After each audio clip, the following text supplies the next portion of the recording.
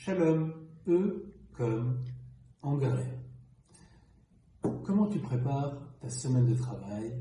Quelle est ta routine, ton rituel de préparation? Le mien est assez basique. Chaque samedi soir, je prends une feuille, un crayon, et je passe 15 minutes sur un tableau qui va me faire économiser 15 heures pendant la semaine. Sur la feuille, je dessine 7 colonnes qui représentent 7 catégories de vie. Famille, entrepreneuriat, sport, écriture, études, coaching, business, amis et network. En ligne, les 6 jours de la semaine. 6 x 7, 42 cases, 42 tâches à accomplir.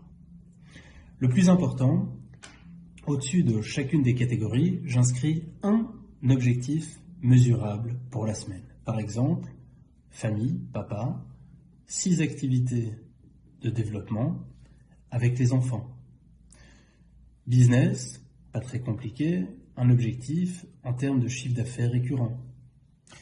Écriture, compléter le chapitre 180 d'un livre que j'écris. Sport, avoir complété 120 km d'entraînement d'ici la fin de la semaine, et ainsi de suite. Coaching, avoir produit cette vidéo numéro 30 sur l'entrepreneuriat et la pensée juive. Une fois ces 42 cases, ces 42 tâches remplies, alignées sur ces objectifs mesurables, le résultat, c'est ça. Enfin, le programme de la semaine écoulée rejoint les programmes des 10 dernières années. C'est mon rituel de préparation. Dans la tradition d'Israël, l'engrais représente ce rituel d'organisation. C'est une mitzvah, le commandement 131 des 613 mitzvot, de préparer son lieu de travail avant de s'atteler à la tâche. Pour preuve, même les Kohanim de l'époque, même les prêtres, avaient un rituel d'organisation. D'abord, Ve'erim et Adeshen. D'abord, ils ramassaient l'engrais, les résidus des sacrifices de la veille dans le temple. Ensuite, ils l'emmenaient vers la paroi orientale de la Hazara, du parvis du temple.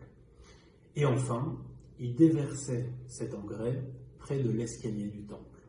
Sans rentrer dans le détail technique, 2 choses intéressantes à noter. 1. Si le Kohen nettoie lui-même l'autel, c'est-à-dire son lieu de travail avant de procéder à un sacrifice, c'est qu'aucun d'entre nous n'est too big to do the small things. Et 2,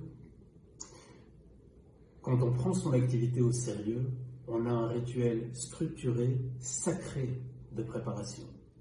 Tous les entrepreneurs, les artistes, les sportifs de haut niveau en ont un. Et toi, quelle est ta routine, quel est ton rituel de préparation? Kol Tov.